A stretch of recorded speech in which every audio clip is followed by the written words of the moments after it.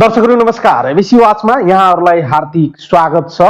म अनन्त अनुराग। आज म कार्यक्रमको सुरुवात एकजना महान व्यक्तित्वको भनाइबाट गर्न चाहन्छु। भोल्टेयरले भनेका थिए, हुन सक्छ म तपाईको विचारसँग सहमत नहुन सकौँला, तर विचार प्रकट गर्ने तपाईको अधिकारको रक्षा गर्ने, अथवा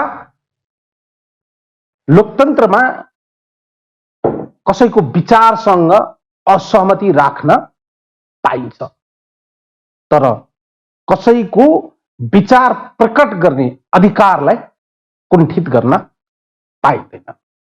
लोकतान्त्रिक मूल्य मान्यता र पद्धतिको कुरा गर्ने हो भने वाक स्वतन्त्रता जनताको न्यूनतम शर्त हुँदो रहेछ। लोकतन्त्रमा हरेक जनताले आफूलाई मन लागेको विषयवस्तु भन्न पाइन्छ, बोल्न पाइन्छ। तर जब जनताको विचार तथा अभिव्यक्ति स्वतन्त्रतामाथि हमला हुन्छ, अनि हामीले ठान्नु पर्दछ र बुझ्नु पर्दछ कतै हाम्रो लोकतन्त्र माथि खतरा त उत्पन्न भएको छैन। आज प्रहरीले नेकपाका नेत्री रामकुमारी झाँक्रीलाई राज्य विरुद्धको कसुरमा पक्राउ गरेका छन्। उहाँको पक्राउ विरुद्धमा चौतर्फी रूपमा उहाँको पार्टी मात्र होइन, विभिन्न राजनीतिक दलका शीर्ष नेताहरूको, सरकारवालाहरूको तत्काल रिहा गर्ने माग रहेको छ र यो पक्राउलाई गलत भनिरहेका छन्। आज हामी यिनै सन्दर्भमा केन्द्रित हुनेछौँ। लगायतका राजनीतिक विषयवस्तुहरूमा पनि हामी बहस गर्नेछौँ। हामीसँग हुनुहुन्छ नेकपाका युवा नेता माधव नेपाल र प्रचण्ड समूहका एकजना प्रमुख नेताको रूपमा रहनुभएका वैचारिक नेता, अन्तर्राष्ट्रिय राजनीतिका जानकार विष्णु रिजालजी। कार्यक्रममा उहाँलाई स्वागत गरौँ। नमस्कार विष्णुजी, कार्यक्रममा स्वागत गर्न चाहन्छु। धन्यवाद जी। सबैको चर्चाको विषयबाटै सुरु गर्न चाहन्छु। रामकुमारी झाँक्री पक्राउ पर्नु भनेको पुस 5 गतेकै निरन्तरता हो कि योभन्दा फरक गरेर रामकुमारी झाँक्रीको पक्राउलाई लिएर हामीले बुझ्नु पर्दछ?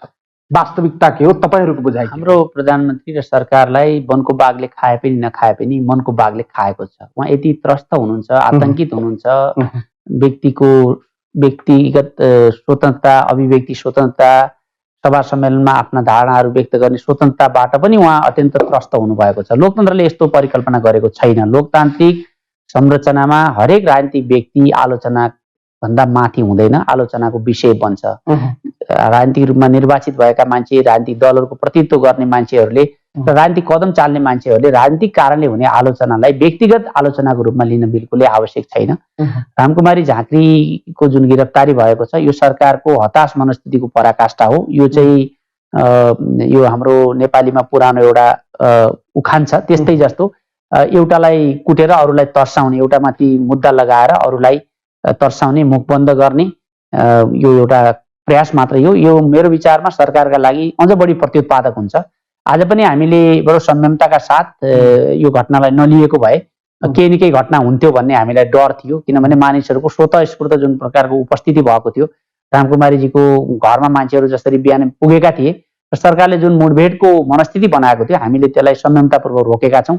अहिले भर्खरै म तपाईँको यो टेलिभिजनमा बोलिरहेको बेला पनि माइतीघर मण्डलामा व्यापक विरोध चलिरहेको छ, जुलुस चलिरहेको छ। र म तपाईँलाई यस प्रकरणमा यति भन्न चाहन्छु कि रामकुमारी झाँक्रीले बोलेको कुरामा असहमति राख्ने व्यक्तिहरूले पनि रामकुमारी झाँक्रीमाथि जुन पूर्वाग्रहपूर्ण ढङ्गले र प्रतिशोधपूर्ण ढङ्गले व्यवहार गरियो, यसको भर्त्सना गरेका छन्, विरोध गरेका छन्। र यो कदमले म आश्चर्यमा परेको छु। र राष्ट्रपतिको मर्यादा बढ्यो कि घट्यो, राष्ट्रपतिको आलोचना बढ्यो कि घट्यो, हामीले हेर्नुपर्ने हुन्छ। तपाईँलाई यसै सन्दर्भमा म एउटा कुरा भन्न चाहन्छु। हाम्रो तत्कालीन पार्टीको उपाध्यक्ष विद्यादेवी भण्डारी राष्ट्रपति निर्वाचित हुनुभयो र हामीले देशको 1 नम्बर नागरिक हुनुको नाताले, देशको राष्ट्रपति हुनुको नाताले हामी सबैको अभिभावकको रूपमा उहाँको भूमिकालाई हेर्न देख्न चाहेका थियौँ। राजनीतिमा लागेको मान्छेहरू जोसुकै राष्ट्रपति भए पनि राजनीतिक पृष्ठभूमि हुन्छ, तर त्यो पदमा गइसकेपछि त्यो पदको पदीय मर्यादा कायम हुन्छ भन्ने हामी सबैको अपेक्षा रहन्छ। र हाम्रै पार्टीको नेत्री भएको हुनाले हामीलाई त्यसमा झन् बढी अभिभावकत्वको आशा थियो।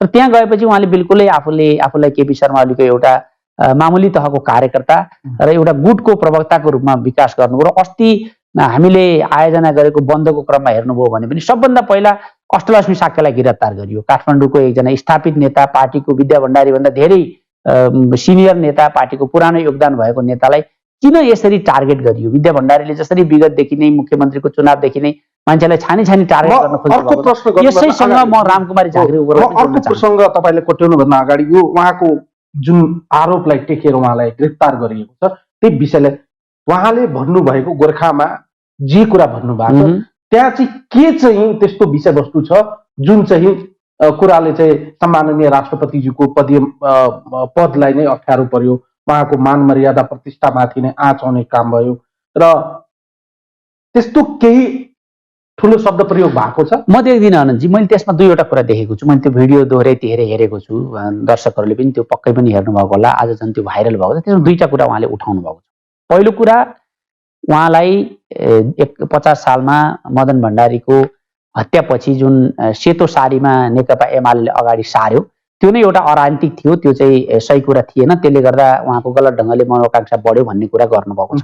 दोस्रो कुरा, चुनाव लड्न मन छ भने चुनाव लड्न आयो हुन्छ। अब चुनाव लड्न इच्छा छ भने कोटेश्वर गयो हुन्छ, चाबेल गयो हुन्छ, बालकोट गयो हुन्छ, जहाँ जानुहुन्छ तपाईँ शीतल निवासबाट निस्किनुपर्छ भन्नुभएको छ। यो दुवै कुरामा मलाई कुनै आपत्ति हुन्छ जस्तो लाग्दैन।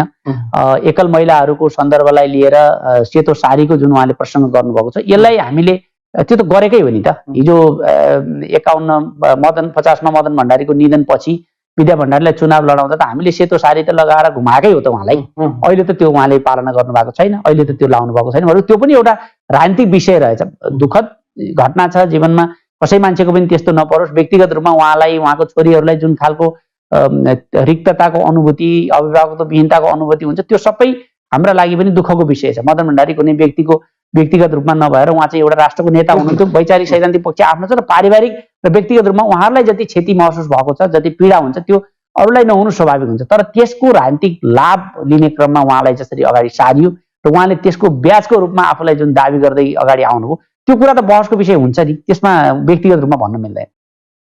व्यक्ति र पदलाई अलग गरेर हेर्नुपर्ने स्थिति हो कि? कोही मान्छे मेरो आलोचनै नहोस्, म चाहिँ यस आलोचनामा नपरौँ भन्ने चाहन्छ भने उसको व्यवहारहरू पनि त्यही अनुसार हुनु पर्यो। राष्ट्रपतिका व्यवहारहरू जुन ढङ्गले विवादास्पद हुने गरेका छन्, एकपछि अर्को गर्दै उहाँले एउटा निश्चित गुटको सिपाहीको रूपमा आफूलाई जुन खडा गर्नुभएको छ, यसले त उहाँलाई विवादमा ल्याउँदैन। तपाईँलाई म सानो उदाहरण दिन चाहन्छु। शेरबहादुर देउवा प्रधानमन्त्री भएको बेला राष्ट्रिय सभामा मनोनित हुने 3 जना सदस्यको उहाँले सिफारिस गर्नुभयो। राष्ट्रपतिले त्यो सिफारिसलाई रोक्नुभयो, किनभने त्यो काम चलाउ सरकार बनिसकेको थियो। नयाँ आउने सरकारले जुन सिफारिस गर्छ त्यो अनुसार गर्छु भन्नुभयो र पछि आफ्नो पिए समेतलाई त्यहाँ हालेर, विमला राई पौडेल तपाईँलाई थाहा छ राष्ट्रपतिको पिएको रूपमा कार्यरत हुन्थ्यो, उहाँलाई सहित हालेर राष्ट्रिय सभामा उहाँले पठाउनुभयो। कुनै विषयमा त्यसरी उहाँले चाहिँ रोक्नुहुन्छ, कुनै विषय कति बेला उताबाट आउला भनेर उहाँले चाहिँ कलम खोलेर बस्नु भएको हुन्छ। दल विभाजन सम्बन्धी अध्यादेश, यही संवैधानिक परिषद ऐन संशोधन सम्बन्धी अध्यादेश अघिल्लो दिन जारी गर्नुहुन्छ, 24 घण्टा नपुग्दै फेरि भोलिपल्ट उहाँले फिर्ता गरेको त्यो लज्जास्पद स्थितिको उहाँले आत्मसमीक्षा गर्नु पर्दैन? राष्ट्रपति त यो देशको मर्यादित संस्था हो, हामीले बनाएको संस्था हो, हाम्रो राष्ट्रको मर्यादासँग जोडिएको छ। जब एउटा मामुली कार्यकर्ताको तहमा ओर्लेर विद्या भण्डारीले काम गर्नुहुन्छ भने उहाँको आलोचना हुन्छ। यो आलोचनालाई उहाँले पचाउन सक्नुपर्छ। यसलाई चाहिँ निरपेक्ष रूपमा हेर्ने हो भने रामकुमारी झाँक्रीले गर्नुभएको आलोचना राष्ट्रपति पदको हो कि विशुद्ध रूपमा विद्यादेवी भण्डारीज्यू? त्यो राष्ट्रपति पदको हो। विशुद्ध रूपमा विद्यादेवी भण्डारीको आलोचना भएको भए उहाँहरू चाहिँ अदालतमा गए हुन्थ्यो। व्यक्तिगत रूपमा उहाँलाई केही लाग्यो भने क्षतिपूर्तिको माग दाबी सहित मुद्दा दायर गरे हुन्थ्यो। राष्ट्रपति पदको उहाँले राष्ट्रपति पदबाट निर्वाह गरेको भूमिका वा गर्न नसकेको भूमिकाको लागि रामकुमारीजीले आलोचना गर्नुभएको छ। मैले भनिहालेँ, म दोहोऱ्याउन चाहन्न। त्यो आलोचनामा व्यक्तिगत रूपमा आक्षेप लगाएको, केही उहाँलाई चाहिँ अरू कुरा भनेको, कसैसँग जोडेर भनेको त कोही पनि विषय नै छैन। आम रूपमा मान्छेको एउटा बुझाइरहेको छ राष्ट्रपति पद, प्रधानमन्त्री पद वा कार्यकारी जुन स्टेटको जुन हेड हुँदो रहेछ, ती पदहरू संविधानमा भन्दा माथि हुन्। उहाँहरूको बारेमा चाहिँ उहाँहरूको जीवनशैलीको बारेमा, उहाँहरूको कार्यशैलीको बारेमा, उहाँहरूको अन्य गतिविधिको बारेमा आम जनताले क्रिटिसाइज नै गर्न नपाउने, प्रश्न नै उठाउन नपाउने वा जनताले उठाएपछि त्यसको चाहिँ भागीदारीमा चाहिँ दण्डित हुनुपर्ने हो हामीले? मलाई त्यस्तो लाग्दैन अनन्तजी। किन लाग्दैन भने हामीले विगतमा पनि हेर्नुपर्छ। मैले स्मरण गराउँछु तपाईँलाई, 46 सालको आन्दोलन चल्दै गर्दा झट्टै हेर्दा तपाईँ यो कुरा उठाउँदै गर्दा चाहिँ आजको दिनमा झट्टै हेर्ने हो भने त अहिलेका मौजुदा नेताहरूले, सबै राजनीतिक दलका नेताहरूले यदि अब यसरी बोलेरै आलोचना गरेरै र शब्दलाई नै केलाएर समाउने हो र सबैलाई मुद्दा नै दायर गर्ने हो भने त पूर्व राजालाई त अहिलेसम्म चाहिँ सबैजनाले म त्यही कुरा भन्दै थिएँ। भित्तैमा पुर्याएर हाम्रै कति नेताहरूले भनिरहेका छन् हामीले यो टेलिभिजनबाट त्यस्तो शब्दहरू प्रयोग नगरौँ। अहिले पनि अनेक आक्षेप लगाइरहेका छन्। त्यसले गर्दा म के चाहन्छु भने पदमा रहेको व्यक्तिलाई लागेका आरोपहरूलाई हामीले यो ढङ्गले व्यक्तिगत मानमर्दन वा व्यक्तिगत ढङ्गले लिनु हुँदैन। जस्तो हो राष्ट्रपतिले चाहिँ सिपाहीलाई चप्पल बोकाउनु भयो, जुत्ता बोकाउनु भयो भनेर मिडियामा समाचार आयो कि त्यसो भए उहाँहरूलाई मानहानिको मुद्दा लगाउँदै जाने। राष्ट्रपति कार्यालयमा चाहिँ यति करोडको कार्पेट परिवर्तन भयो यो महामारीको बीचमा, यति करोडको चाहिँ सवारी साधन किनिए भनेर चाहिँ समाचार बाहिर आउँदा के त्यसो भए मानमर्दनको मुद्दा लगाउँदै जाने हामीले? राष्ट्रपति निवास वा राष्ट्रपति संस्था वा राष्ट्रपतिले गरेका संविधान प्रतिकूलका विषयहरू जुन अदालतमा बहसका विषय बनिरहेका छन्, उहाँको निर्णयलाई चुनौती दिएको छ, उहाँको बारेमा बोल्न नपाइने भन्ने त उहाँ त कुनै राजाको प्रतिनिधित्व गर्नुहुन्न। हिजो राजा हुँदासम्म नै हामीले पनि आलोचना गर्दै आएको नि। तपाईँलाई एउटा कुरा स्मरण गराउँ, त्यही मदन भण्डारी हुनुहुन्छ जसले राजा संवैधानिक रहेको बेलामा, संविधानले नै राजाको आलोचना गर्न छुट नदिएको बेलामा, राजा सम्बन्धी राजतन्त्र सम्बन्धी विषय सार्वजनिक बहसको विषय नहुने बेलामा राजालाई श्रीपेज पुकालेर चुनावमा आउन चुनौती दिनुभएको थियो नि। मदन भण्डारीमा त मुद्दा लागेन।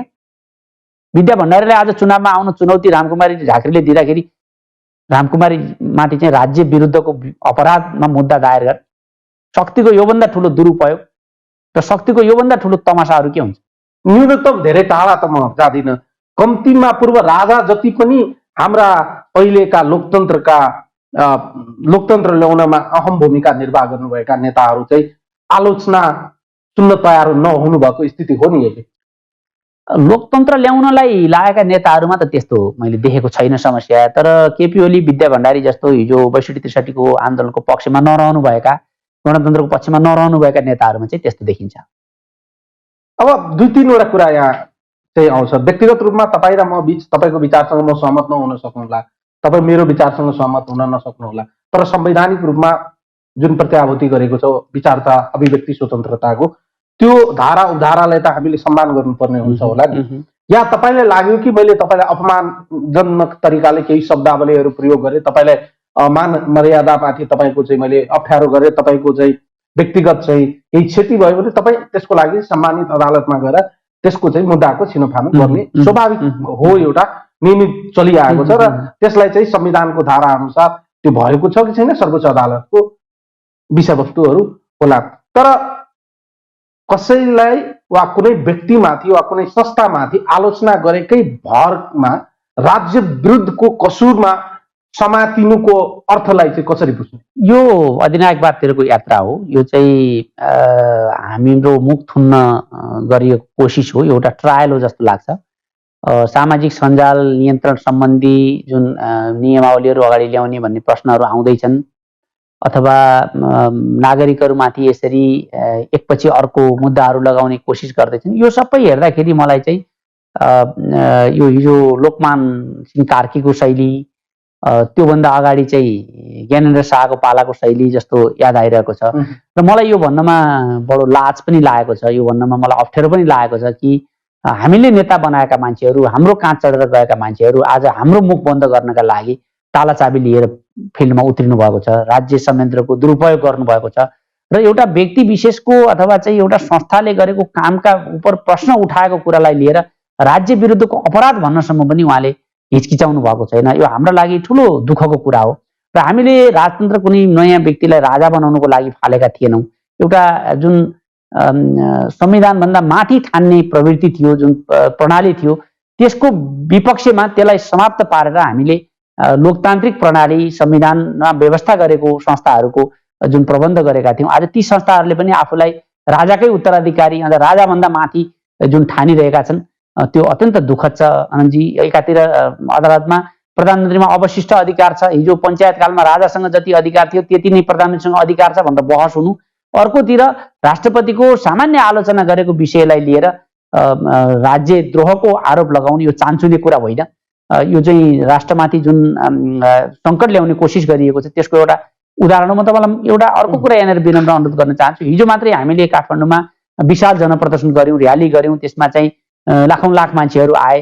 त्यो आएको जुलुसको फोटोसप गरेर त्यसमा मित्र राष्ट्र भारतको झन्डा राखेर पनि दुष्प्रचार गर्ने कोसिस भयो। त्यो चाहिँ सत्ताको वरिपरि सत्ताको जुठोपुरो खाएका साथीहरूबाट त्यस्तो खालको कुप्रचार भयो। एकातिर यसरी आक्रमण गर्ने, साइबर स्यालहरू निर्माण गरेर आक्रमण गर्ने, व्यक्तिगत चरित्र हत्या गर्ने कोसिस गर्ने, अनि अर्कोतिर राजनीतिक रूपले खुला सभामा बोलेको मान्छेलाई झुट्टा मुद्दा लगाउने र गिरफ्तार गर्ने जुन कोसिस भएको छ यसले हामीलाई गम्भीर बनाएको छ।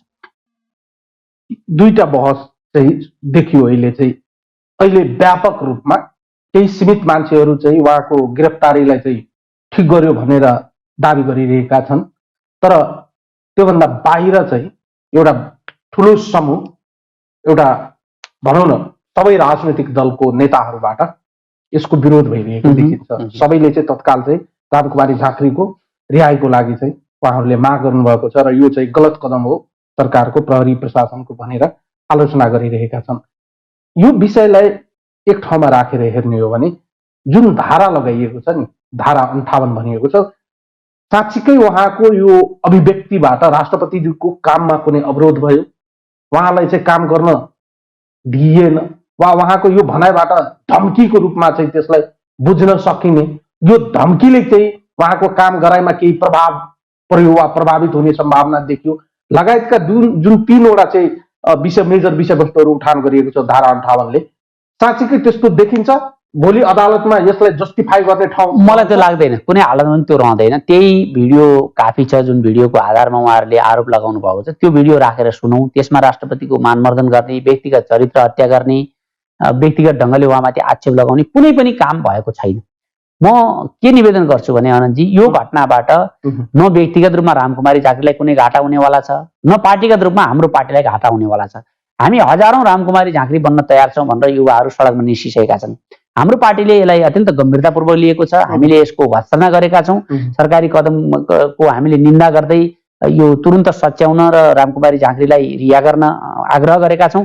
र यसबाट कसैलाई सबभन्दा बढी घाटा भएको छ भने राष्ट्रपति संस्थालाई नै घाटा भएको छ। राष्ट्रपतिले जुन पूर्वाग्रह र जुन असहिष्णुता प्रकट गर्नुभयो र केपी ओलीको प्रशासनले जसरी रामकुमारी झाँक्रीलाई घरैमा गएर पक्राउ गरेको छ, यसले गर्दा चाहिँ उहाँहरू कति लोकतान्त्रिक हुनुहुन्छ, कति सहिष्णु हुनुहुन्छ, कति मर्यादामा रहनुहुन्छ र कति त्यो पदको लागि उपयुक्त हुनुहुन्छ भन्ने कुरा देखाउँछ। उहाँ विद्या भण्डारी म भन्छु यो घटनापछि यो पदको लागि अत्यन्तै अयोग्य र अत्यन्तै असान्दर्भिक व्यक्ति हो भन्ने कुरा प्रमाणित भएको छ। एउटा राष्ट्रपतिलाई कसैले चाहिँ केही कुरा भन्यो भने राष्ट्रपतिले नागरिकसँग यसरी पंगा लिने हो? विद्या भण्डारीको बारेमा चाहिँ हामीलाई केही थाहा छैन र हामीले विगतमा केही उहाँलाई देखि भएका छैनौँ र? सबैका सामु त प्रश्नहरू छन् त। कुनै पनि कुराहरू उहाँलाई व्यक्तिगत रूपमा भनिएको छैन, आक्षेप लगाउनु हुँदैन र म त्यो लगाउने कुराको त कहिले पनि म समर्थक छैन, म त्यो कुरालाई समर्थन गर्न सक्दैन। तर राजनीतिक रूपमा आएका विषयवस्तुलाई उहाँले चाहिँ व्यक्तिगत इगोको रूपमा बनाएर जसरी चाहिँ लिन थाल्नुभयो, राज्यको मण्डलीकरण गर्ने कोसिस भएको छ, राज्यको भिजिलान्तीकरण गर्ने कोसिस भएको छ, राज्यलाई केपी ओली र विद्या भण्डारीको प्राइभेट लिमिटेड कम्पनीको रूपमा विकास गर्ने कोसिस भएको छ र यसका विरुद्ध हामी दृढतापूर्वक लड्छौँ। यो विषयलाई अर्कोतिर राखेर अलिकति चाहिँ यसलाई आलोचनात्मक तरिकाले बुझ्ने हो भने पुस 5 गतेपछि जुन राजनीतिक सङ्कट मुलुकमा देखा परेको छ, तपाईँको पार्टीभित्र पनि 2 खेमा विभाजन भएको देखिन्छ। यसरी हेर्दा सडक चाहिँ आलोचनाको तौर तरिका, शैली, शब्दावलीको आधारलाई मानेर हामीले विश्लेषण गर्ने हो वा भन्ने हो भने सडक नेताहरूको बोलीचाली असहिष्णु भएको, अमर्यादित भएको भन्न मिल्छ कि मिल्दैन? यसको सुरुवात गर्दा केपी शर्मा ओली हुनुहुन्छ। व्यक्तिलाई जसरी उहाँले पिन्च गर्नुहुन्छ, मानमर्दन गर्नुहुन्छ, क्यारिकेचर गरेर उडाउनुहुन्छ, व्यक्तिलाई जसरी अपमान गर्नुहुन्छ सार्वजनिक रूपमा, त्यो तुलनामा अरू कोही नेताले त्यति गरेका छैनन्। उहाँले चाहिँ तपाईँलाई म स्मरण गराउँ, तपाईँले ठिकै प्रसङ्ग निकाल्नुभयो। आफूभन्दा जम्मा 4 वर्ष कान्छो, आफैसँग जेलमा बसेको, आफ्नै क्याबिनेटमा उप प्रधानमन्त्री भइसकेको भीम रावललाई केटो देख्नुहुन्छ, उहाँ केटो भन्नुहुन्छ सार्वजनिक रूपमा। आफूसँगै महाधिवेशनमा लडेको, आफ्नोभन्दा बढी मत ल्याएर सचिव निर्वाचित भएको, आफ्नै मन्त्रीमण्डलमा सदस्य भएको, प्रतिनिधि सभाको सांसद 54 वर्षको योगेश भट्टराईलाई उहाँले केटो देख्नुहुन्छ। व्यक्तिगत रूपमा मानवर्धन यसरी प्रधानमन्त्री मानवर्धनमा उत्रेपछि उहाँले जवाफ पाउने कुरा स्वाभाविक हुँदैन र? जुन ढङ्गका शब्दावलीहरू प्रयोग गर्नुहुन्छ, जुन ढङ्गका चाहिँ उखानटुक्काहरू प्रयोग गर्नुहुन्छ, जसरी सन्दर्भहरू उहाँले जोड्नुहुन्छ, त्यसले नेपाली समाजलाई विषाक्त बनाएको छ। त्यसको सिको उहाँको यो साइबर सेल कम्पनीले गर्ने गरेको छ। सामाजिक सञ्जालमा हेर्नुहोस्, व्यक्तिका बारेमा चरित्र हत्या गर्ने गरी जसरी कोसिस गरिन्छ र ती व्यक्तिहरूलाई जसरी खोजी खोजी पुरस्कार दिइन्छ, खोजी खोजी चाहे युवा परिषदमा नियुक्ति दिइन्छ, चाहे भूमि सुधार आयोगमा नियुक्ति दिइन्छ, चाहे कुनै रेल विभागमा रेल कम्पनीमा नियुक्ति दिइन्छ, चाहे कुनै समाज कल्याण परिषदमा नियुक्ति दिइन्छ, चाहे कुनै अन्य ठाउँमा नियुक्ति दिइन्छ, त्यसले गर्दा चाहिँ एउटा गलत संस्कृति नेपालमा प्रमोट भएको छ। गलत संस्कृतिले प्रश्रय पाएको छ। जसले बढी गाली गर्न सक्छ उसले नियुक्ति पाउने स्थिति बनेको छ र सरकारी तौरबाट यस्ता कुराको प्रमोसन भएपछि त्यसको रियाक्सन जुन रूपमा आउनु पर्थ्यो, म त भन्छु त्यो रूपमा रियाक्सन आएको छैन। नेपाली समाजलाई असहिष्णु, अशिष्ट र विकृत बनाउनमा प्रधानमन्त्री केपी शर्मा ओलीले नेतृत्व गर्नुभएको छ, भूमिका खेल्नुभएको छ। आम रूपमा एउटा लोकतन्त्रको न्यूनतम शर्त भनेर मैले कार्यक्रमकै सुरुमा भनेको थिएँ, लोकतन्त्र र हामीले एउटा खुल्ला समाजको परिकल्पना गर्दा विचार तथा अभिव्यक्ति स्वतन्त्रतालाई न्यूनतम शर्तको रूपमा लिने गरेका छौँ। जब कुनै व्यक्तिमाथि जब कसैको विचारलाई बन्देज गर्ने र विचारलाई नै टेकेर त्यसलाई दण्डित गर्ने काम गरिन्छ, त्यहाँ चाहिँ मान्छेले चाहिँ एउटा कतै न कतै शङ्काको दृष्टिले हेर्ने ठाउँ पाउँदछ र बुझ्ने गरिन्छ कि कतै न कतै हाम्रो सिस्टममाथि पो खतरा भयो कि भनेर बुझिन्छ। तत्कालीन शाही कालमा पनि चाहिँ सञ्चार माध्यममाथि, पत्रकारहरूमाथि, नागरिक समाजका अगुवामाथि वा तत्कालीन राजाको विरुद्धमा, शाही शासनको विरुद्धमा लाग्नेहरूलाई यो र त्यो बहानामा दण्डित गर्ने काम निरन्तर भइराखेको थियो र त्यसले चाहिँ अझै चाहिँ व्यक्तिको त्यो अभिव्यक्ति स्वतन्त्रतालाई कमजोर बनाउनु भन्दा पनि दृढ र बलियो बनाएको देखिन्छ। बिल्कुल। आजको स्थितिलाई हेर्दा तत्कालीन राजाले चाहिँ जसरी चाहिँ सञ्चार माध्यमहरूलाई चाहिँ नियन्त्रण गर्न खोज्ने, पत्रकारहरूलाई नियन्त्रण गर्न खोज्ने, व्यक्तिहरूको, नागरिक समाजहरूको बोलीलाई दबाउन खोज्ने जुन शैली अपनाएको थियो, अहिलेको स्थितिमा हेर्दा त्यसलाई फरक तरिकाले विश्लेषण गर्न मिल्छ कि उस्तै देखिन्छ? अहिले म एउटा कुरा के देख्छु भन्दाखेरि जुन शासकीय मनोवृत्ति छ, म भइन भने यो संसार रहँदैन, म भइन भने देश रहँदैन, म भइन भने यो प्रणाली रहँदैन भन्ने जुन एउटा घमण्डले दिमागमा घर गरेको छ, त्यसले गर्दा उहाँले आफ्नो हितलाई देशको हित ठान्नु भएको छ, आफ्नो सुरक्षालाई पदको सुरक्षा ठान्नु भएको छ, त्यो संस्थाको मर्यादा ठान्नु भएको छ। र केपी ओली र विद्या भण्डारी जसरी अहिले यो लोकतन्त्रको विरुद्ध, संविधानको विरुद्ध, संहिताको विरुद्ध जसरी उभिनु भएको छ, उहाँहरूले केही पनि यो बिगार्न सक्नुहुन्न। उहाँ यति मजबुत हामीले संरचना खडा गरेका छौँ, यति धेरै हामीले चाहिँ बलिदानी गरेका छौँ। उहाँले 2-4 दिन चुरीफुरी मात्र, उहाँहरू 2-4 दिनको पाहुना हो। उहाँहरूले यो लोकतन्त्र ल्याउनुमा पनि योगदान गर्नुभएको छैन, यो चाहेर पनि उहाँले भत्काउनु पनि सक्नुहुन्न, किनभने जनता सर्वेसर्वा छ। हिजो मात्रै काठमाडौँका सडकमा उत्रेर लाखौँ लाख जनताले उहाँलाई चाहिँ खबरदारी गरेका छन्, सन्देश दिएका छन्। र म अरू त्यहाँभन्दा बढी केही अहिले भन्न चाहन्न। उहाँहरूले जुन मकसद राख्दै हुनुहुन्छ, राज्यलाई चाहिँ भिजिलान्तीकरण गर्ने, राज्यलाई मण्डलीकरण गर्ने र राज्यलाई चाहिँ व्यक्तिगत कम्पनीको रूपमा विकास गर्ने जुन दिवा सपना देख्नु भएको छ, त्यसलाई पुरा हुन दिइन्न। जसरी हिजो राजा ज्ञानेन्द्रले बढी चुरीफुरी गर्दा उनको असामयिक ढङ्गले बहिर्गमन भयो, उनको चाहिँ सम्पूर्ण मनोकांक्षाहरू चाहिँ चकनाचुर भए, त्यसै गरी केपी शर्मा ओली र विद्या भण्डारीको यो परिदृश्यबाट बिदा हुने समय धेरै टाढा छैन भन्ने यसले देखाउँछ। रामकुमारी झाँक्रीलाई गिरफ्तार गरेर जेलमा राखेर अहिले जसरी सरकारको विरुद्धमा आवाजहरू सडकमा देखिएका छन्, ती आवाजहरूलाई नियन्त्रण गर्न सकिन्छ? मैले अघि नै भने नि, यसबाट न व्यक्तिगत रूपमा रामकुमारी झाँक्रीलाई बेफाइदा भएको छ, न पार्टीगत रूपमा नेकपालाई बेफाइदा भएको छ। हाम्रो तरिकासँग सहमत हुन नसकेका कतिपय व्यक्तिहरू पनि यो घटनामा खुलेर सरकारको विपक्षमा उभिनु भएको छ, सार्वजनिक रूपमा अभिव्यक्ति दिनुभएको छ। र उहाँले जसरी उहाँहरूले जुन अभिव्यक्ति दिनुभएको छ, त्यसले हेर्दा पनि के देखिन्छ भन्दाखेरि सरकार पूरै रूपमा एक्लिएको छ। सरकारको समर्थनमा रहेका व्यक्तिहरू पनि यो घटनालाई सही हो भन्न सकिरहेका छैनन्। किन भन्दाखेरि रामकुमारी झाँक्रीको तरिकासँग असहमत हुन सकिन्छ, उहाँले राखेको कन्टेन्टसँग चाहिँ असहमत हुन सकिन्छ, त्यसको त्यही रूपमा आलोचना र प्रतिवाद गर्न सकिन्छ, जुन भइ पनि रहेको थियो। म लोकतन्त्रको सुन्दर पक्ष भन्छु। रामकुमारीजीले त्यो जसरी त्यहाँ बोल्नु भएको थियो, त्यो कुरालाई थुप्रै साथीहरूले मानिसहरूले चाहिँ आलोचना पनि गर्नुभएको थियो। व्यक्तिगत रूपमा उहाँको विचारमा पनि असहमत राख्नु, उहाँको शब्द चेन्ज गर्न मेरो पनि असहमति होला, आलोचना गरेर भएको थियो। लोकतन्त्रको त तरिका त्यो हो नि। उहाँले पनि केही न केही रूपमा त्यो महसुस पनि गर्नुभएको थियो होला। र लोकतन्त्रमा नेताहरूको परीक्षण हुने गर्ने भनेको यसै गरी सार्वजनिक रूपमा हुने आलोचना प्रति आलोचनाले हो। जब व्यक्तिगत रूपमा कसैलाई केही आक्षेप लगाइएको छैन, गालीगलोच गरिएको छैन, कसैको मानवर्धन गरिएको छैन भने पदीय संरचनासँग जोडिएर आएका आलोचनालाई व्यक्तिगत आलोचनाको रूपमा लिनु भएन।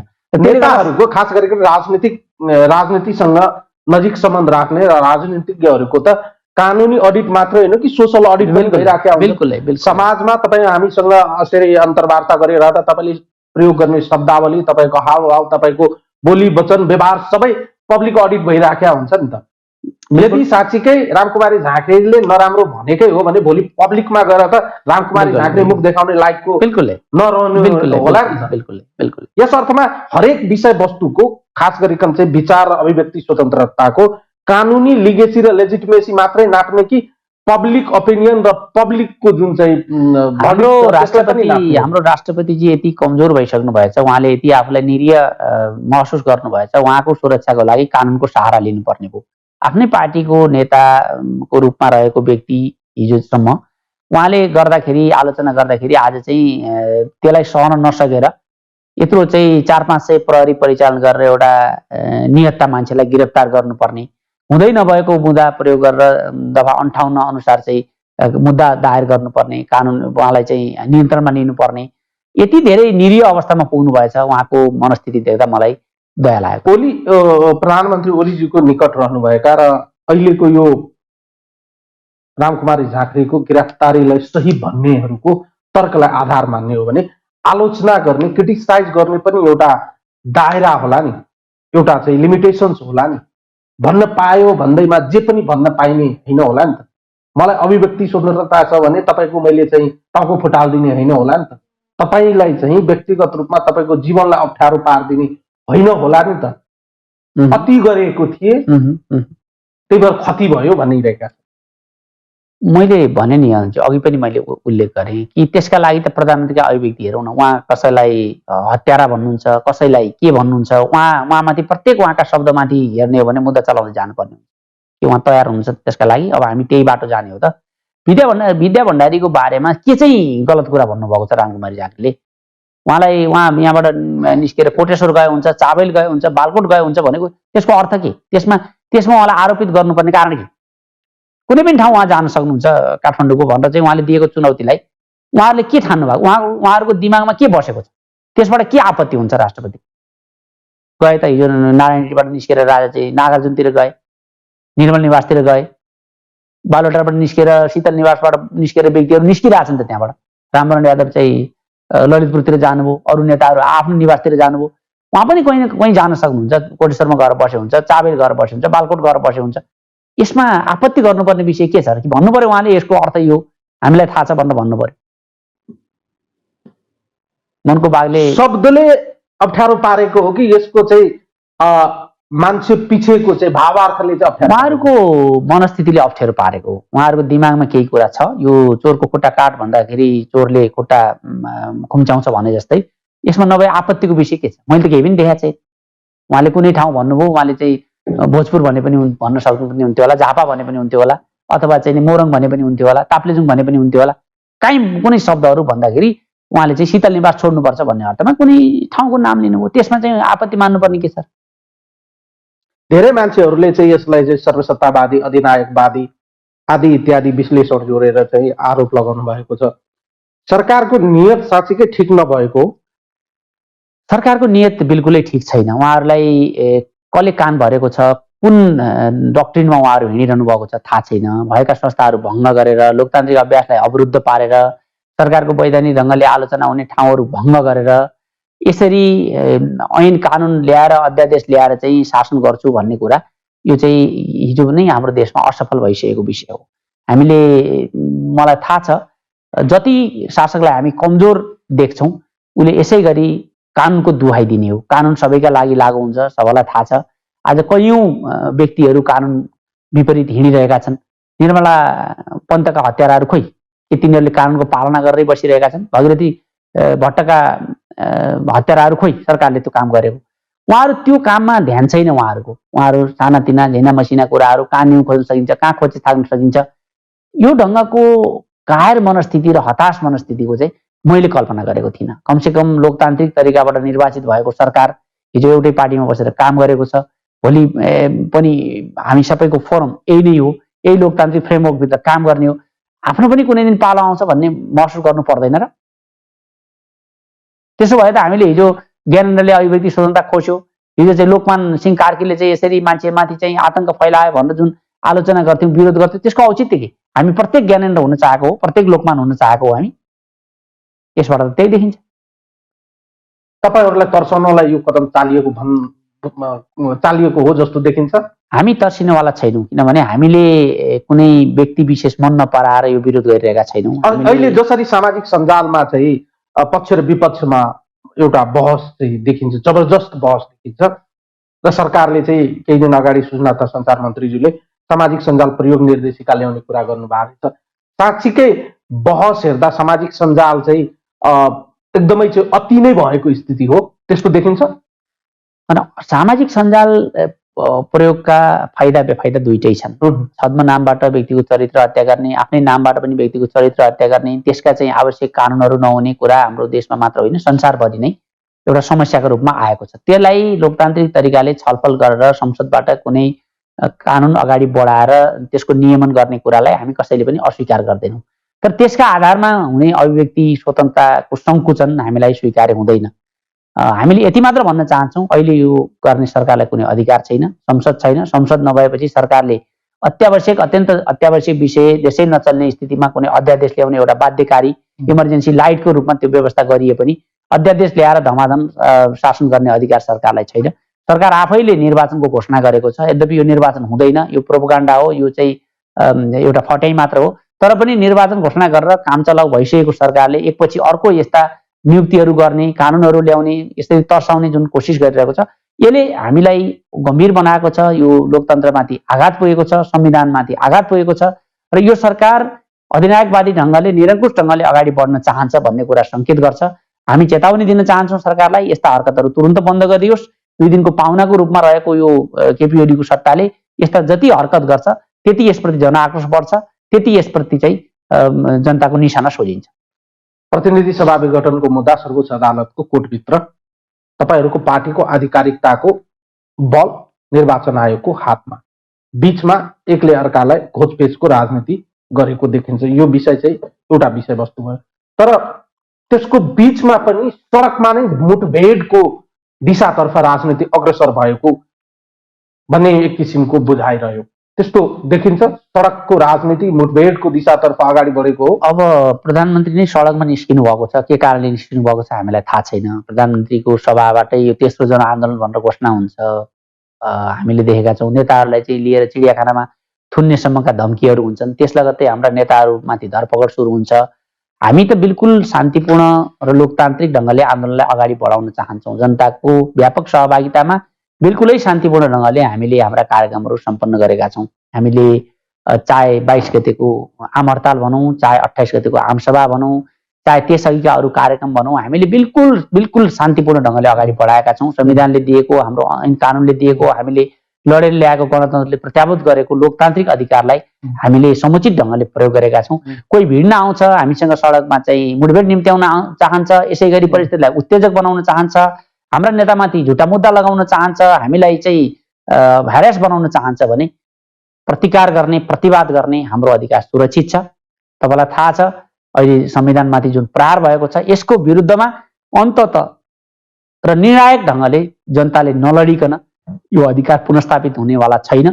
अदालतलाई, निर्वाचन आयोगलाई जसरी प्रभावित गर्न खोजिएको छ सरकारका तर्फबाट, प्रधानमन्त्री आफै दलबल सहित गएर चाहिँ नभएका कथा निर्वाचन आयोगमा सुनाइरहनु भएको छ, आफ्ना मानिसहरू लगाएर अदालतलाई धम्क्याउने, न्यायाधीशलाई धम्क्याउने जुन कोसिस गर्नुभएको छ र सार्वजनिक रूपमा चाहिँ न्यायालयलाई ललकार्ने जुन कोसिस गर्नुभएको छ, यसका विरुद्धमा त हामी उभिनै पर्छ।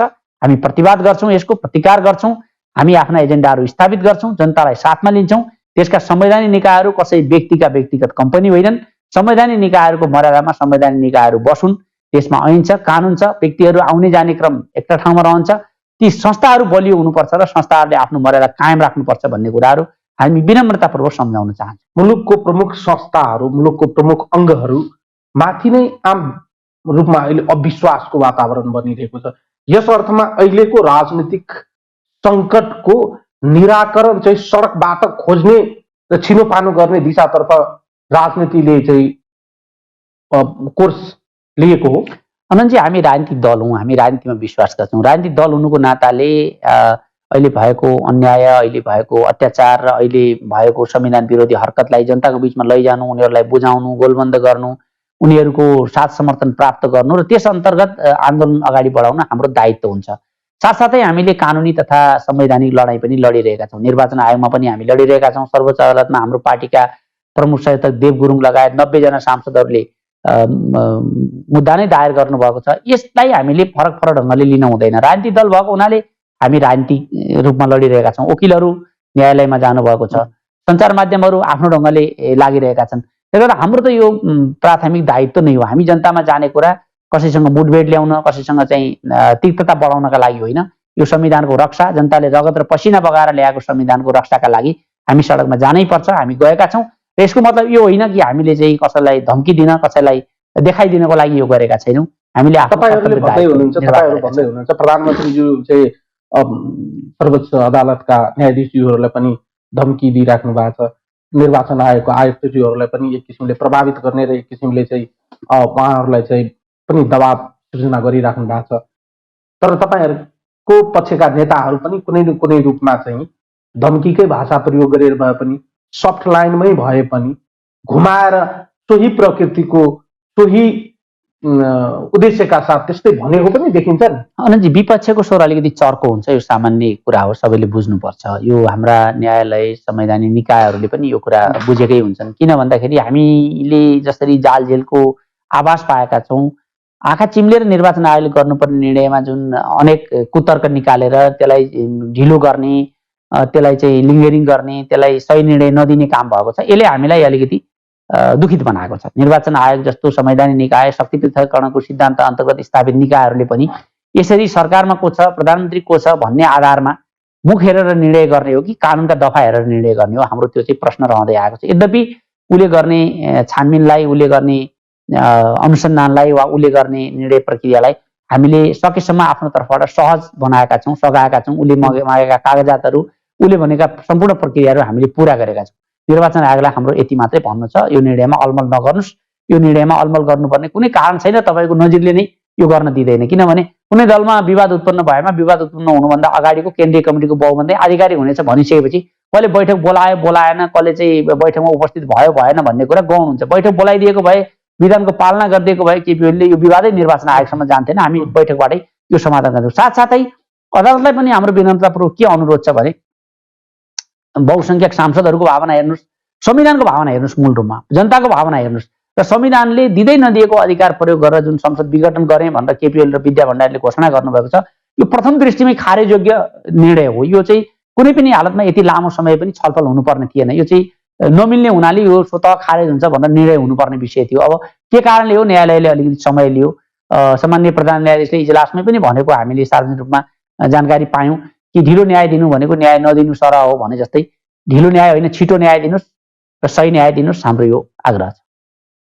समष्टिगत रूपमा हेर्दा अहिले राजनीति जसरी अगाडि बढेको देखिन्छ, हरेक विषयवस्तुहरू फरक तरिकाले अगाडि बढेको देखिन्छ। देशभित्र पनि राजनीतिक ध्रुवीकरणको स्थिति उत्पन्न भएको छ। कतिपय राजनीतिक दलहरू प्रधानमन्त्रीजीको कदमलाई असंवैधानिक, कानुन सम्मत नभएको भने तापनि निर्वाचनमा जाने मानसिकता बनाएको देखिन्छ। तपाईहरू प्रष्ट रूपमा संविधानको रक्षार्थ उभिनु भएको छ। कतिपय दलहरू अझै पनि आफ्नो पोजिसन क्लियर नगरेको अवस्था छ। प्रधानमन्त्रीजीको कदमलाई असंवैधानिक भन्ने, तर यसको निकास चाहिँ निर्वाचन नै हो भन्ने तर्कना गरिरहेका छन्।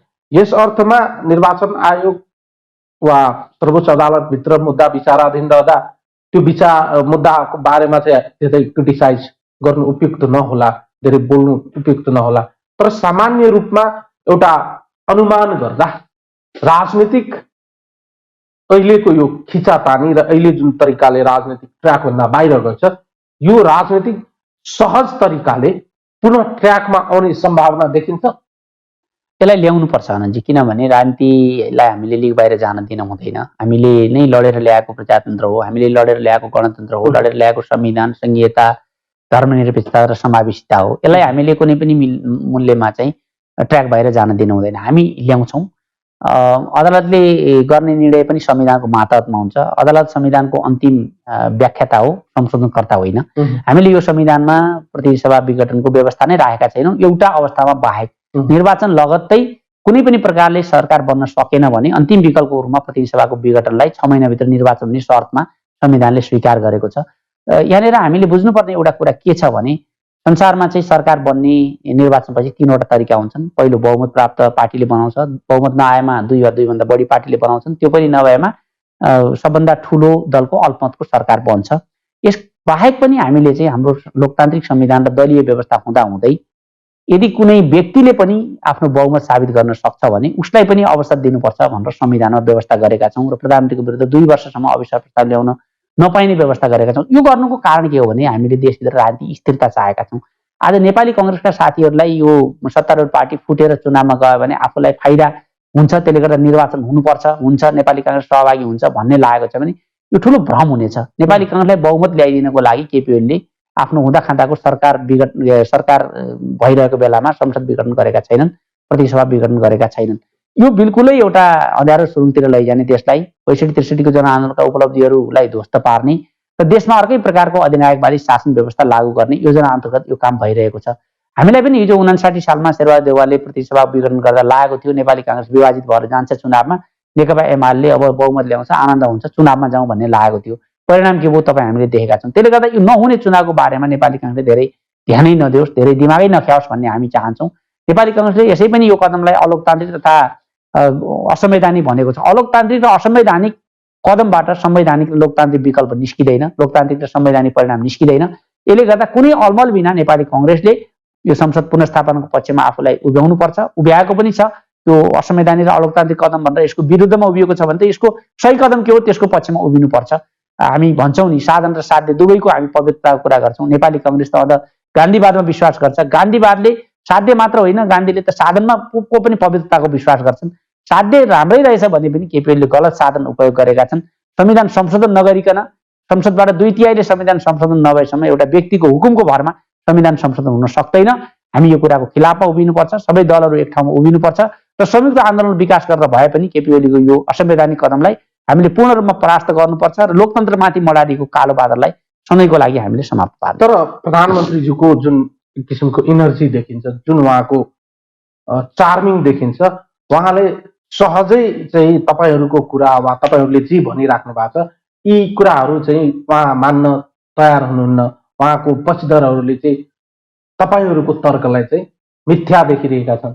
तपाईँहरूको तर्कलाई चाहिँ उल्टै चाहिँ तपाईँहरू जनताबाट त्रसित हुनुहुन्छ, जनतामा जान चाहनु भएको छैन, जनताको कठघरामा उभिनबाट डराउनु भएको छ। लोकतन्त्रमा जनतामा जानु सबैभन्दा उत्तम र निर्विकल्प उपाय हो भनेर उहाँ भनिराख्नु भएको छ। तपाईँहरू भन्दै हुनुहुन्छ संविधानमाथि खतरा अँध्यारो सुरुङमा हामी जनतामा जाने कुराको बिल्कुलै खिलाफमा छैनौँ। हाम्रो संविधानले 5 वर्षमा जनताको बिचमा जाने कुरालाई ग्यारेन्टी गरेको छ। 5 वर्ष एक दिन पनि हामी यो अवस्था लम्ब्याउन चाहँदैनौँ। तर कसै व्यक्तिको सनकको भरमा भइरहेको संविधान प्रतिनिधि सभालाई विघटन गरेर यो कोभिडसँग देश लडिरहेको बेलामा कुनै सङ्कट नआएर यत्तिकै कृत्रिम सङ्कट खडा गरिरहेको बेला गरेर चाहिँ निर्वाचनमा देशलाई लैजान खोज्दाखेरि त्यो सहज ढङ्गले निर्वाचन हुन्छ भन्ने कुरा कसले विश्वास गर्छ? त्यसो हो भने त हरेक वर्ष निर्वाचनमा जानु पर्यो। आज मान्नुहोस् अहिले भनिएको मितिमा चाहिँ निर्वाचन भयो, भोलि कुनै व्यक्ति त प्रधानमन्त्री हुन्छ, उसले संसदमा असहजता महसुस गर्यो भने त्यसको 1 महिनामा 2 महिनामा फेरि प्रतिनिधि सभा विघटनको बाटो खोल्ने। हामीले ल्याउन खोजेको राजनीतिक स्थिरता यही हो, हामीले सुधार गरेको प्रणाली यही हो। जुन यो संसदीय व्यवस्थाको आधारभूत कुरा थियो, जति बेला पनि सरकारको विरुद्ध अविश्वास प्रस्ताव ल्याउन मिल्थ्यो, त्यो कुरालाई त हामीले 2 वर्षमा बन्द गरेका छौँ नि।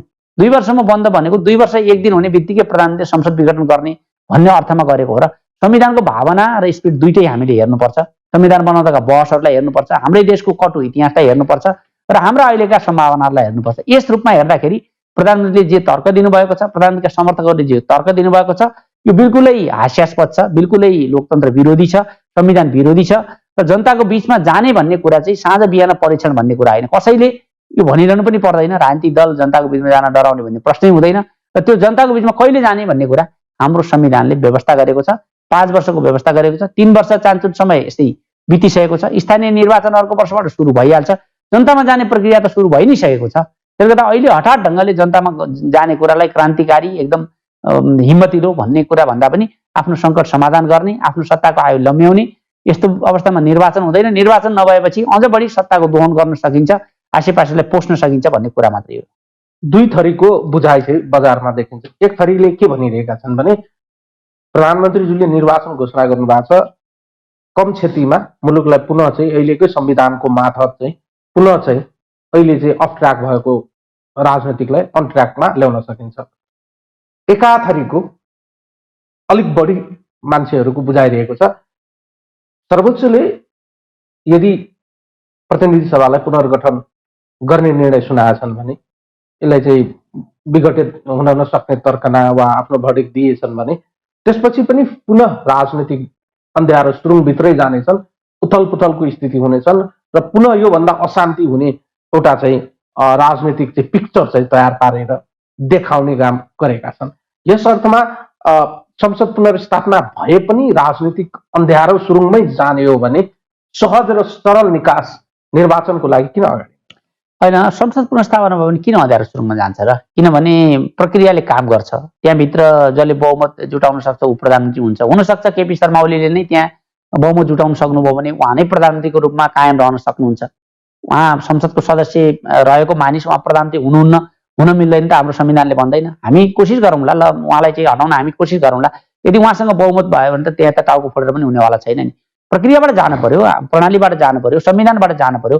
किन देशमा मुठभेड हुन्छ र? त्यहाँभन्दा बढी समस्या किन आउँछ र? म त्यो आउने कुनै पनि सम्भावना देख्दिनँ। यो एउटा काल्पनिक चित्र बनाएर जुन ढङ्गले चाहिँ भयावह स्थिति सिर्जना गर्ने कोसिस हुँदैछ, यसले पनि उहाँहरूको मनस्थिति ठिक छैन। उहाँहरूले चाहिँ मनमा अर्कै कुरा राखिरहनु भएको छ। देशलाई चाहिँ जसरी पनि सङ्कट पारेर भए पनि आफ्नो 2-4 दिन भए पनि कुर्सी लम्ब्याउने कोसिस गर्नुभएको छ भन्ने मात्रै देखिन्छ। किन भन्दाखेरि संसद पुनर्स्थापना भयो भने हुन्छ, अवश्य पनि नहुने प्रश्नै छैन। संविधानमा संसद विघटनको व्यवस्थै छैन त त्यो संसद विघटनको घोषणा अवैध घोषणा नभए त उपाय नै छैन। त्यसपछि चाहिँ देशले एउटा मार्ग लगिहाल्छ। त्यहीँभित्र बहस हुन्छ, छलफल हुन्छ, त्यहीँभित्र चाहिँ राय परामर्श हुन्छ, पक्ष विपक्ष हुन्छ, मत मतान्तर हुन्छ र जनताले 5 वर्षका लागि जुन म्यान्डेट दिएका छन् त्यस अन्तर्गत राजनीतिक दलहरूले आफ्नो खेलको नियमभित्र रहेर खेल खेल्छन्।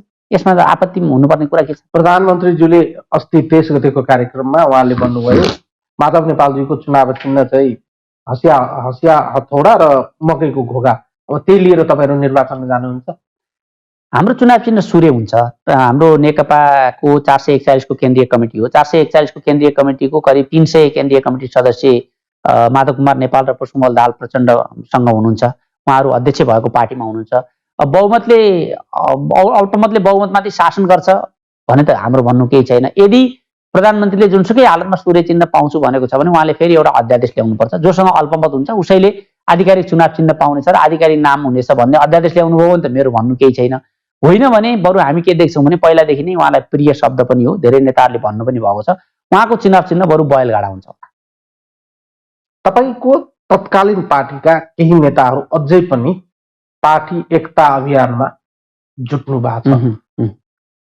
सामान्य रूपमा हेर्दा तपाईँहरूको पुनः एकीकरण हुने या एक ठाउँमा आउने अवस्था चाहिँ देखिँदैन।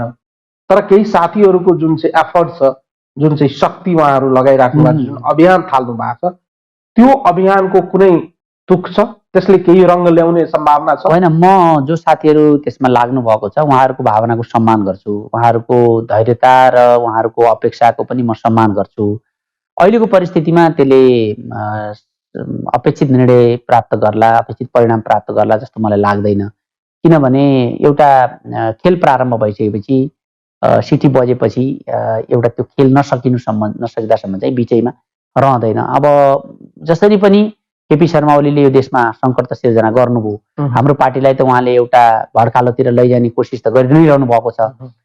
त्यो सबै कुराहरू पनि एउटा परिस्थिति परिपक्व भइसकेपछि सर्वोच्च अदालतको निर्णय आइसकेपछि, संसद पुनर्स्थापना भइसकेपछि फेरि केही सम्भावनाहरूको खोजी हुने कुरालाई अर्को ढङ्गले हेर्न सकिएला। अहिलेको अवस्थामा हामी एक हुने अथवा एक भएर जाने यो केपी ओली सहित चाहिँ सम्भव छैन कि। तथापि केपी ओलीले पार्टी फुटाउन सक्नुहुन्न। नेकपाको आधिकारिक माधव कुमार नेपाल र प्रचण्डले नेतृत्व गरेको पार्टी नै हो।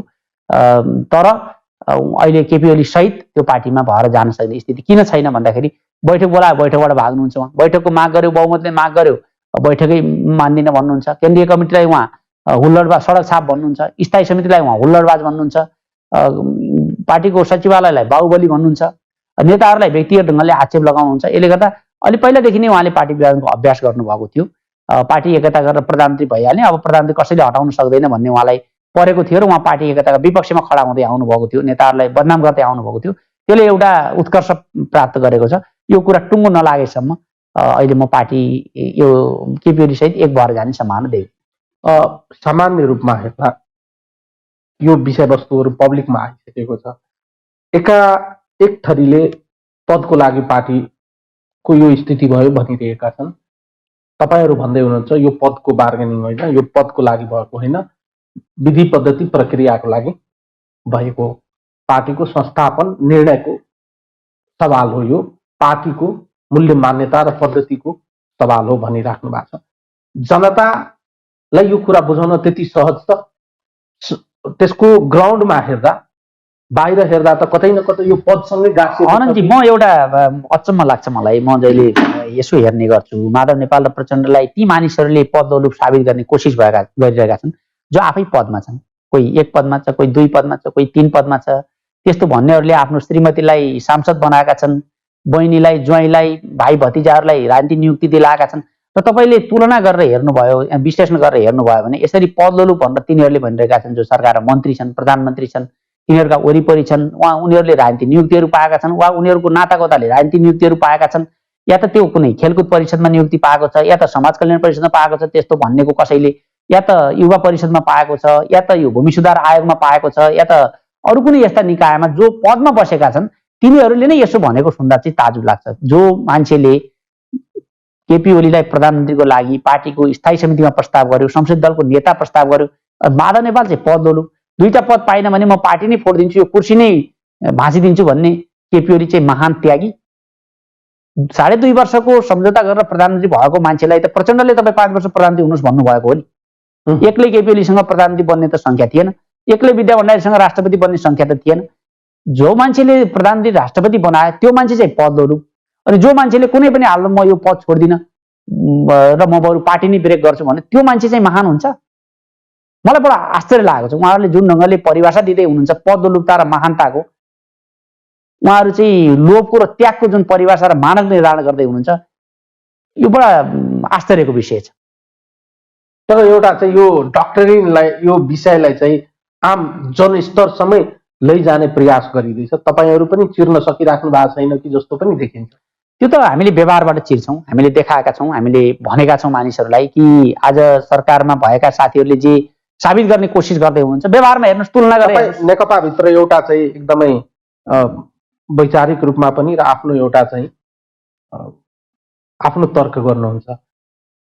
म आजभोलि सबैसँग यो प्रश्न सोध्छु, जति पनि नेकपाका नेताहरू आउनुहुन्छ, कुन अर्थमा चाहिँ केपी शर्मा ओली ठिक र माधव कुमार नेपाल ठिक, प्रचण्ड ठिक, वा यसलाई भाइस भर्साको रूपमा पनि हेर्न सकिन्छ? कसरी मान्छेले चाहिँ छुट्याउने, के को आधारमा छुट्याउने? हिजोसम्म सँगै हुनुहुन्थ्यो, एउटै रथमा यात्रा गर्दै हुनुहुन्छ, हिजोसम्म मिल्दा चाहिँ सब ठिकठाक, आज चाहिँ नमिल्दा केही पनि बाँकी नराख्ने, म ठिक छु भन्ने तर्कना त गर्न पाइयो। उहाँ पनि गर्दै हुनुहुन्छ, प्रधानमन्त्रीज्यूले पनि म ठिक हो भने तर्कना गर्दै हुनुहुन्छ, तपाईँहरू पनि ठिक हो भने तर्कना गर्दै हुनुहुन्छ। तर आम जनताले तराजुमा राख्दा कुन चाहिँ साइडलाई चाहिँ कसरी हेर्ने र के को आधारमा मूल्याङ्कन गर्ने? अनि हामीले यसलाई 2 रूपमा हेर्नुपर्छ। पहिलो, हामीले पार्टीको तर्फबाट हेर्दा, पार्टीको एउटा कार्यकर्ताको हिसाबले हेर्दा पार्टीको नीति, विधि, विधान, पद्धति, प्रणाली पालना भयो कि भएन भन्ने आधारमा यसलाई मूल्याङ्कन गर्नुपर्छ। केपी ओलीबाट त्यो भएको देखिँदैन। केपी ओली बैठकमा किन नजाने? उहाँकै निवासमा आयोजना भएको बैठकबाट उहाँ भाग्नुपर्ने कारण के छ? लोकतन्त्रमा साथीहरूको विश्वास कायम रहेन भने, बहुमत सदस्यहरूको समर्थन प्राप्त रहेन भने तपाईँ रोएर, कराएर, टाउको फोडेर, ढोगेर वा पशुपतिनाथ धाएर पनि आफ्नो पद जोगाउन सक्नुहुन्न नि। लोकतन्त्रमा त्योभन्दा अर्को कुनै उपाय छ भने मलाई बताइदिनु पर्यो, पहिलो कुरा। दोस्रो कुरा, देशको प्रधानमन्त्रीको हिसाबले उहाँले जुन अभ्यास गर्न खोज्दै हुन्छ त्यो अभ्यासले देशलाई अधिनायकवादतिर लैजान्छ, संविधानको बर्खिलाफ छ र संविधानको शपथ खाएर प्रधानमन्त्री भएको व्यक्तिले संविधानको चिरहरण गरेको हामी हेर्न सक्दैनौँ। होला माधव नेपाल प्रचण्डका पनि कमी कमजोरी होलान्, हामीले त्यो आउने आलोचनालाई अस्वीकार गर्न सक्दैनौँ। तर आजको प्रधान विषय के हो, आजको प्रधान कारण चाहिँ के हो यो सङ्कटको भन्ने हामीले हेऱ्यौँ भने त्यसको सङ्कटको प्रमुख र एकमात्र कारण चाहिँ केपी शर्मा ओली हुनुहुन्छ। नेताहरूले 2.5 वर्षको तमसुक गरेर प्रधानमन्त्री भएको मान्छेलाई 5 वर्ष तपाईँले देश चलाउनुहोस् भन्नु नेताहरूको पदोल्ता हो। प्रचण्ड र केपी ओली, प्रचण्ड र माधव नेपालको कमजोरी हो त्यो।